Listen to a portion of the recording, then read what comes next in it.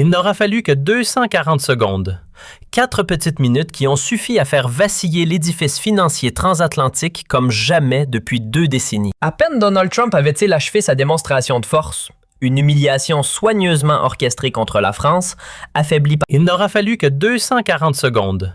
4 petites minutes qui ont suffi à faire vaciller l'édifice financier transatlantique comme jamais depuis 2 décennies. À peine Donald Trump avait-il achevé sa démonstration de force, une humiliation soigneusement orchestrée contre la France, affaiblie par la récente dévaluation de sa note par Fitch, qu'il savourait son triomphe, lançant à Sébastien Lecornu ce rictus moqueur dont il a le secret, persuadé d'avoir anéanti toute crédibilité budgétaire française. Mais ce qu'il ignorait, c'est que le premier ministre français allait se lever et prononcer une phrase qui allait résonner jusqu'au cœur de la bourse de New York.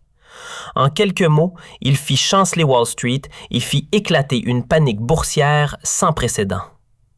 Ce n'était pas une banale passe d'armes diplomatique. Non, c'était l'instant où la France mettait à nu les manigances comptables les plus hallucinantes jamais dissimulées par l'Amérique. Et pour saisir l'ampleur du séisme, il faut revenir 3 semaines en arrière, dans les couloirs feutrés de Bercy, quand Lecornu mit la main sur une vérité explosive. Celle d'une dette américaine bien plus monstrueuse que ce que le monde entier imaginait. Une vérité capable de pulvériser l'ordre financier planétaire. Le 20 septembre 2025, à 14h30, le bureau du premier ministre baignait dans l'automne parisien. Dehors, les grèves paralysaient encore la France après l'annonce des coupes budgétaires. Mais à l'intérieur, Lecornu était plongé dans des documents ultra confidentiels que venait de lui remettre Bruno Le Maire. Des rapports qui allaient bouleverser sa vision de la finance mondiale et lui donner les armes pour détruire l'arrogance américaine. « Monsieur le Premier ministre », avait dit le ministre de l'Économie d'une voix grave, « ce que vous allez lire va vous stupéfier. Nos services ont réussi à percer les vraies statistiques de la dette américaine. Ce que Washington présente officiellement n'est que la partie émergée de l'iceberg. La dette réelle des États-Unis est 3 fois supérieure aux chiffres officiels. » Lecornu avait levé les yeux, incrédule. « Vous voulez dire que... » « Oui, Monsieur le Premier ministre. L'Amérique cache une dette colossale qui représente plus de 200% de son produit intérieur brut réel. C'est la plus grande escroquerie comptable de l'histoire. Les documents étaient accablants. Dette hors bilan, engagement caché, manipulation comptable systémique. Pendant que Trump se moquait de la dette française à 110% du produit intérieur brut, l'Amérique dissimulait un endettement de plus de 50 000 milliards de dollars, soit plus de 200% de son produit intérieur brut. L'hypocrisie était monumentale, l'arnaque planétaire. Cette découverte n'était pas le fruit du hasard.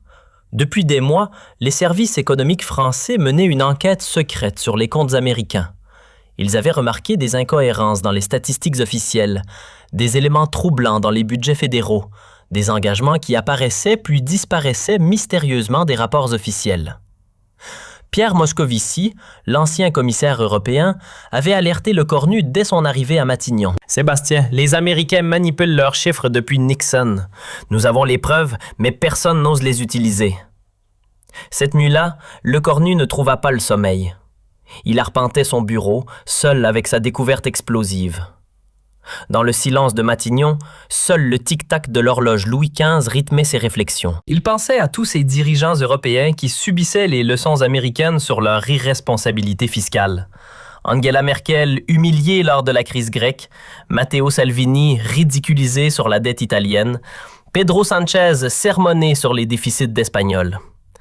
Il pensait à cette France humiliée par les agences de notation contrôlées par Wall Street. Les dégradations successives de 2012, 2016, 2023 et maintenant celle de Fitch en septembre. Chaque fois, les mêmes leçons de morale, les mêmes exigences de rigueur, les mêmes menaces de sanctions. Il pensait surtout à cette Amérique qui donnait des leçons de rigueur budgétaire tout en pratiquant la plus grande escroquerie comptable de l'histoire. Mais ce que Lecornu découvrait cette nuit-là dépassait ses pires soupçons. Les documents révélaient un système de dissimulation gigantesque.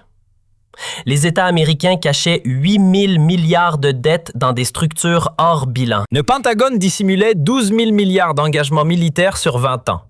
La sécurité sociale américaine occultait 14 000 milliards de passifs actuariels.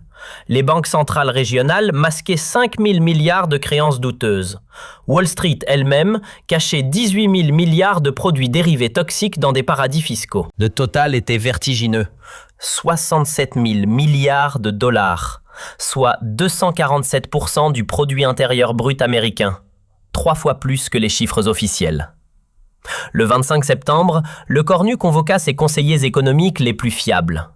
La réunion se tenait dans le salon Napoléon, loin des oreilles indiscrètes. Autour de la table, Bruno Le Maire, le gouverneur de la Banque de France François Villeroy de Galhau, Jean Arthuis, l'ancien ministre du Budget, et Patricia Mirallès, experte en intelligence économique. L'atmosphère était électrique, chargée de la gravité de la découverte. « Mes amis », commença le Cornu d'une voix déterminée, « nous avons découvert que les États-Unis mentent sur leurs dettes depuis des décennies.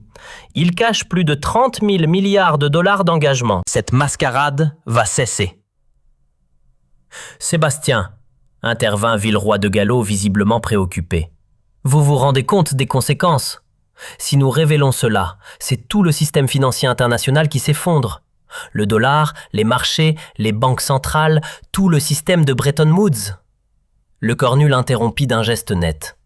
François, le système s'effondrera de toute façon. Regardez les signaux.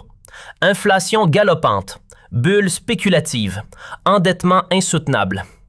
Autant que ce soit nous qui contrôlions l'effondrement plutôt que de le subir. Jean Arthuis, l'homme aux 3 décennies d'expérience budgétaire, était profondément inquiet. Mais enfin, Sébastien, si nous attaquons la crédibilité américaine, ils peuvent nous détruire économiquement.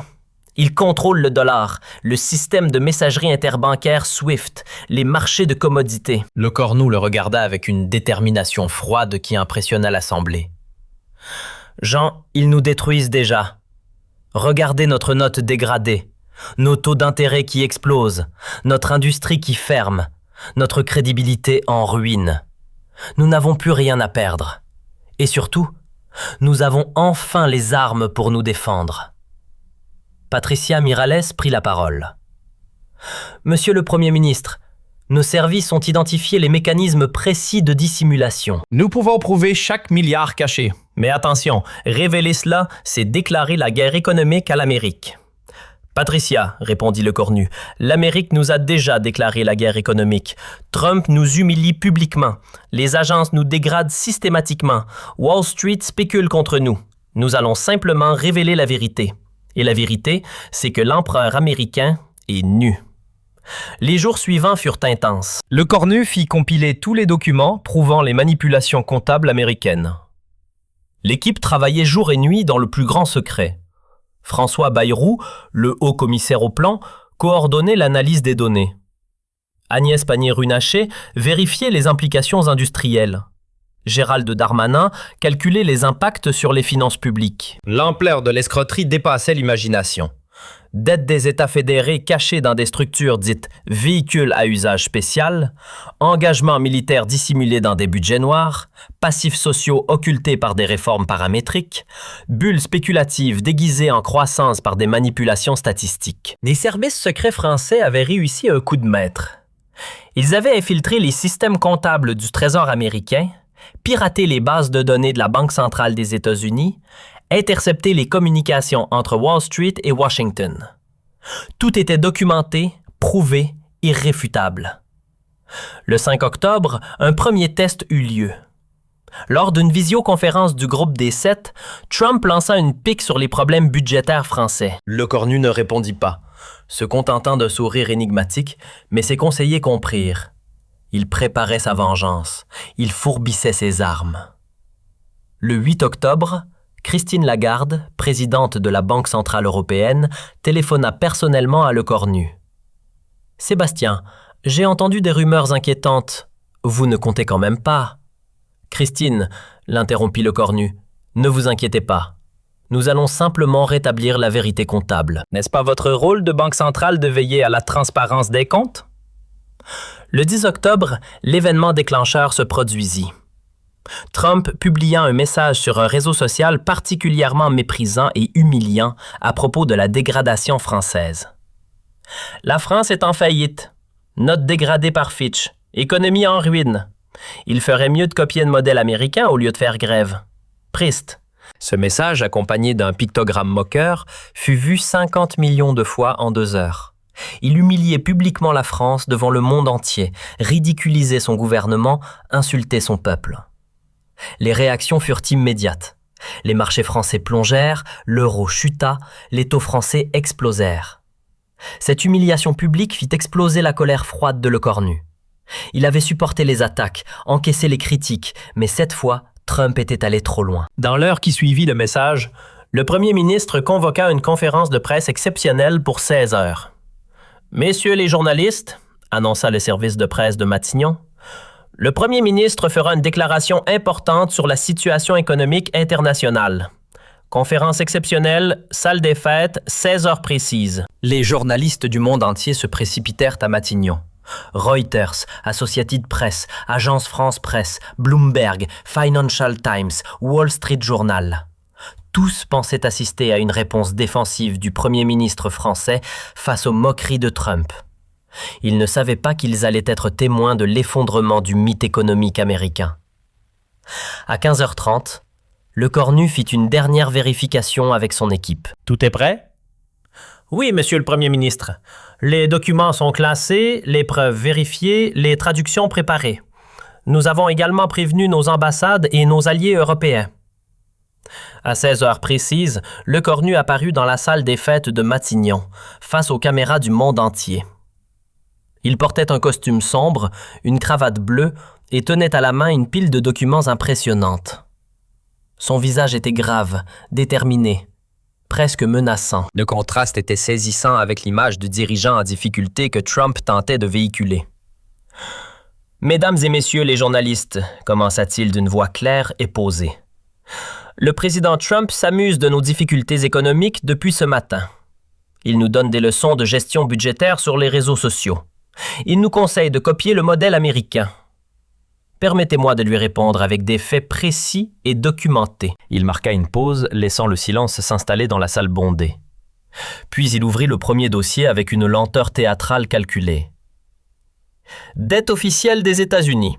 Selon leurs propres chiffres, 33 000 milliards de dollars. Mais la dette réelle, en incluant tous les engagements cachés que nos services ont identifiés, 67 000 milliards de dollars. Le chiffre tomba comme une bombe atomique dans l'assistance. Les journalistes se regardaient, incrédules. Soit 247% du produit intérieur brut américain réel, contre 110% pour la France. Qui donne des leçons à qui, M. Trump? Les premières réactions furent instantanées. Dans les salles de rédaction du monde entier, les téléphones se mirent à sonner. À Londres, le Financial Times mobilisa ses meilleurs analystes. À New York, Bloomberg activa ses équipes de crise. À Francfort, les ordinateurs de Reuters calculaient déjà les implications. Mais Lecornu n'avait fait que commencer sa démonstration. Permettez-moi de détailler ces 67 000 milliards de mensonges comptables américains, continua-t-il en sortant un nouveau dossier. Dette cachée des États fédérés américains, dissimulée dans des structures hors bilan, 8 000 milliards de dollars. Le Texas cache 800 milliards. La Californie, 1 200 milliards. New York, 900 milliards. Pendant qu'il donne des leçons d'orthodoxie budgétaire à l'Europe, il pratique la comptabilité créative à grande échelle. Cette révélation fit l'effet d'un séisme. Les journalistes américains dans la salle prenaient des notes frénétiquement. Ils réalisaient que le premier ministre français ne bluffait pas. Il avait des chiffres précis, des données vérifiables. Engagement militaire hors bilan du Pentagone, 12 000 milliards de dollars sur 20 ans, poursuivit Lecornu implacablement. Contrat d'armement caché, base militaire non déclarée, opérations secrètes, mercenaires privés. Tout ce que le Congrès américain ne voit jamais dans les budgets officiels. Nous avons les preuves, nous avons les contrats, nous avons les factures. Un journaliste du Washington Post leva la main, mais Lecornu l'ignora. Il n'était pas là pour répondre aux questions. Il était là pour révéler la vérité dans son intégralité. Passifs sociaux dissimulés de la sécurité sociale américaine. 14 000 milliards de dollars, continua-t-il. Pensions promises, mais non provisionnées. Soins de santé garantis, mais non financés. Prestations engagées, mais non budgétées. Pendant que Trump critique notre système de retraite, l'Amérique cache un trou béant de 14 000 milliards dans ses propres comptes sociaux. Les caméras captaient chaque expression de Lecornu, chaque geste, chaque intonation. L'homme était d'un calme impressionnant, méthodique, implacable. Créances douteuses cachées par les banques centrales régionales américaines, 5 000 milliards de dollars, poursuivit-il. La Banque centrale de New York cache 1800 milliards de créances toxiques. Celle de Chicago, 900 milliards. Celle de San Francisco, 1200 milliards. Depuis la crise de 2008, ils ont tout mis sous le tapis au lieu de nettoyer. Et ils nous donnent des leçons de régulation bancaire. Cette révélation sur la Banque centrale des États-Unis provoqua la première réaction visible dans l'assistance. Plusieurs journalistes financiers écarquillèrent les yeux. Si c'était vrai, c'était le plus grand scandale financier depuis Enron. Mais Lecornu gardait le meilleur pour la fin. Et enfin, le plus énorme. Produits dérivés toxiques cachés par Wall Street dans des paradis fiscaux. 18 000 milliards de dollars, dit-il en brandissant un épais dossier. Goldman Sachs cache 3 000 milliards aux îles Caïmans. La banque JP Morgan, 2 000 milliards. Bank of America, 2 000 milliards au Luxembourg. Tout ce qui a failli faire exploser l'économie mondiale en 2008 existe toujours, mais caché. Le total était vertigineux, accablant, irréfutable. 67 000 milliards de dollars de dettes cachées, soit 247% du produit intérieur brut américain. Et Trump ose se moquer de nos 110%. Dans les secondes qui suivirent cette révélation, l'impossible se produisit. Les marchés financiers américains, qui venaient d'ouvrir à New York, s'effondrèrent littéralement. L'indice Dow Jones perdait déjà 400 points et continuait de chuter. Le Nasdaq plongeait de 3%. Le dollar s'écroulait face à toutes les devises. En direct, devant les caméras du monde entier, Wall Street découvrait que quelqu'un osait enfin dire la vérité sur l'économie américaine. Et cette vérité était terrifiante. Mais Lecornu n'avait pas terminé sa démonstration. Il sortit un nouveau dossier, encore plus épais que les précédents. Voulez-vous savoir pourquoi les agences de notation n'ont jamais dégradé les États-Unis malgré cette dette colossale de 67 000 milliards? Sa voix se fit plus dure, plus accusatrice. Parce que Standard & Poor's, Moody's et Fitch sont contrôlés par des intérêts américains. Elle manipule les notes pour favoriser l'Amérique et défavoriser ses concurrents européens. Il ouvrit le dossier et commença à lire. Standard & Poor's. 56% des revenus proviennent des États-Unis, 73% des actionnaires sont américains. 8 des 12 dirigeants sont d'anciens fonctionnaires du Trésor américain. Moody's. 61% de revenus américains, 79% d'actionnaires des États-Unis, 9 des 13 dirigeants sont passés par Wall Street. Fitch, 52% de revenus, 68% d'actionnaires américains, 7 des 11 dirigeants sont d'anciens banquiers de New York. Ces chiffres précis, ces pourcentages exacts, ces noms et prénoms, tout prouvait que Lecornu ne parlait pas dans le vide. Il avait enquêté, vérifié, documenté. C'était une accusation en règle du système financier international. Ces agences sont des instruments de la politique économique américaine, continua-t-il. Elles dégradent l'Europe quand Washington le souhaite et protègent l'Amérique quand elle en a besoin. Regardez leurs décisions depuis 2020. 17 dégradations de pays européens, 0 dégradation des États-Unis, malgré leur dette réelle de 247% du produit intérieur brut. Cette révélation provoqua un nouveau krach boursier. Les investisseurs réalisaient que tout le système de notation était truqué depuis des décennies. Les obligations françaises remontaient spectaculairement, tandis que les bons américains s'effondraient. En 15 minutes, l'économie mondiale était en train de s'inverser. La vraie note des États-Unis, calculée avec leurs vrais chiffres et selon les critères qu'ils appliquent à l'Europe, devrait être triple C, continua Lecornu d'une voix de plus en plus ferme.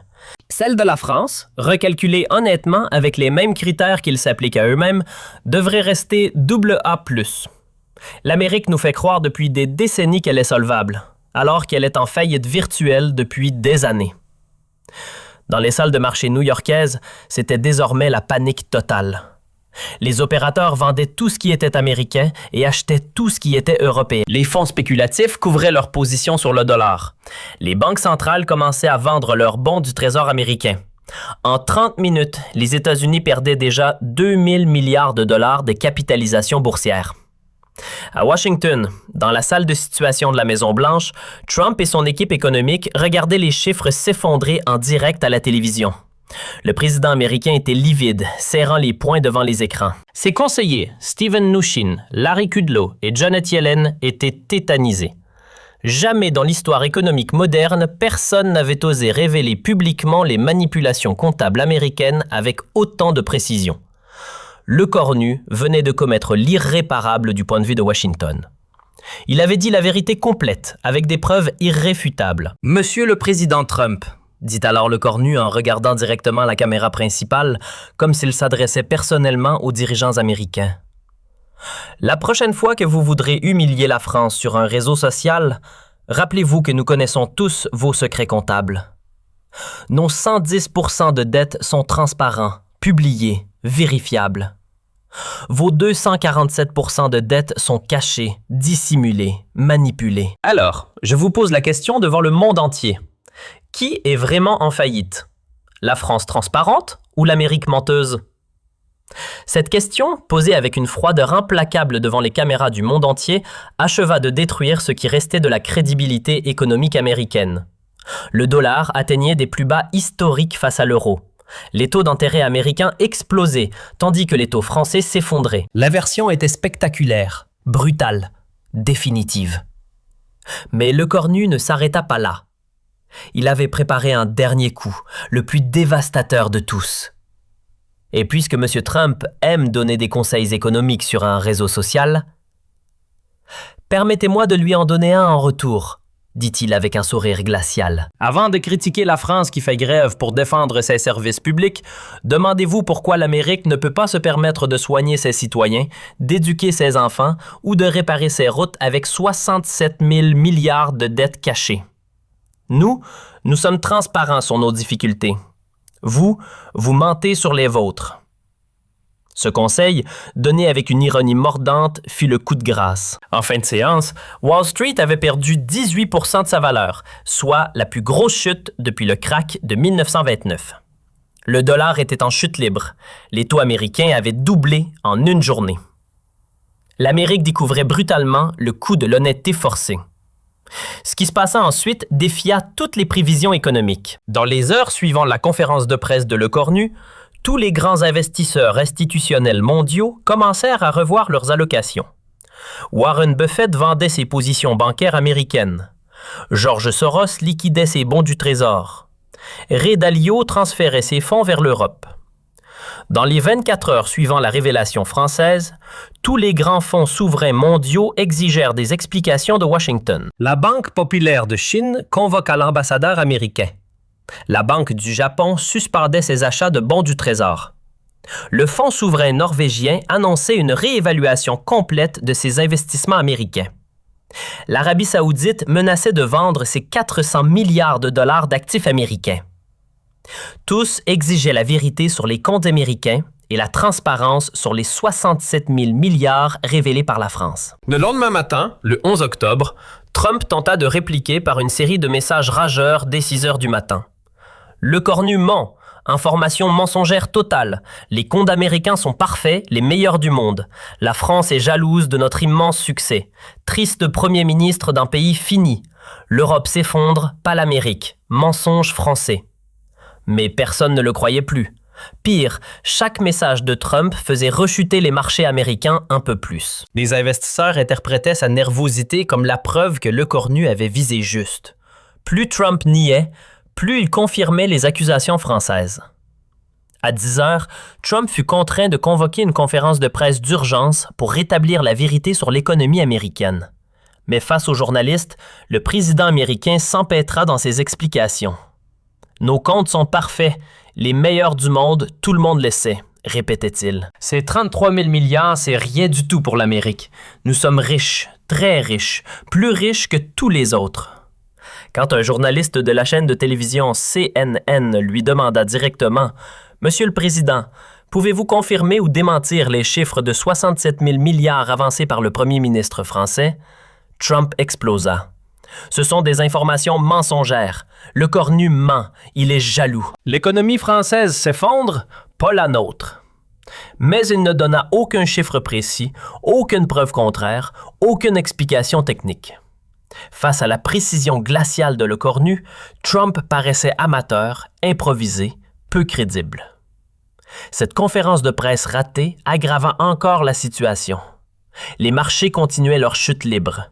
Le dollar perdait 3% supplémentaires. Les taux américains continuaient d'exploser. L'économie américaine entrait dans une spirale infernale. Le 12 octobre, 2 jours après les révélations françaises, l'impensable se produisit.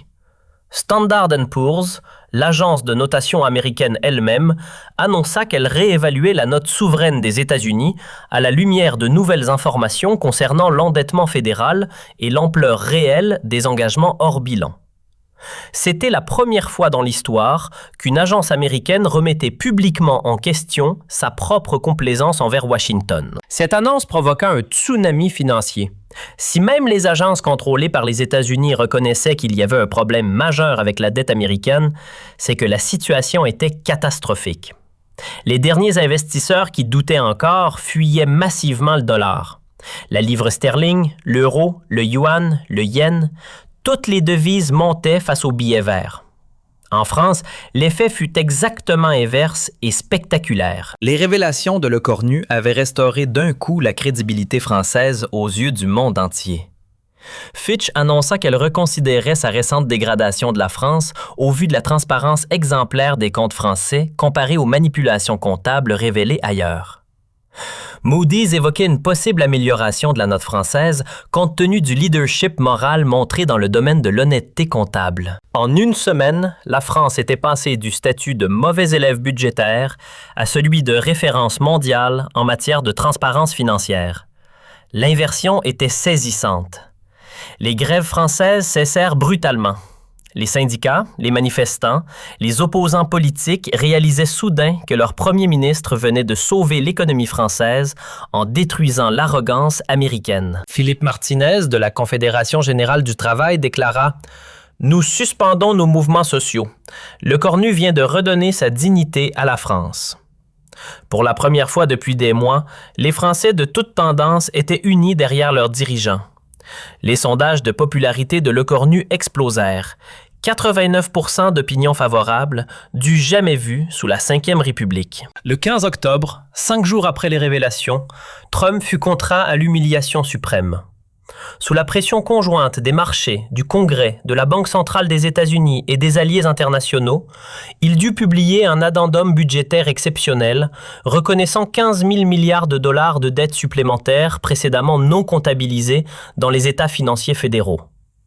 Cette reconnaissance partielle confirmait les accusations françaises et détruisait définitivement la crédibilité de Trump. Mais c'était une erreur tactique majeure. En admettant 15 000 milliards cachés, Trump confirmait implicitement que Le Cornu avait raison sur le principe. Et si 15 000 milliards étaient cachés, pourquoi pas les 52 000 milliards restants? Le Cornu poussa immédiatement son avantage. Le soir même, il donna une nouvelle conférence de presse à Matignon. M. Trump vient d'admettre qu'il cachait effectivement 15 000 milliards de dettes. C'est un premier pas vers l'honnêteté. Mais nos services français ont identifié 52 000 milliards supplémentaires qu'il cache encore. Nous avons les preuves, nous avons les documents. Tant qu'il ne publiera pas l'intégralité de ses vrais comptes, les marchés mondiaux ne lui feront plus jamais confiance. Cette escalade française provoqua l'effondrement final de l'économie américaine.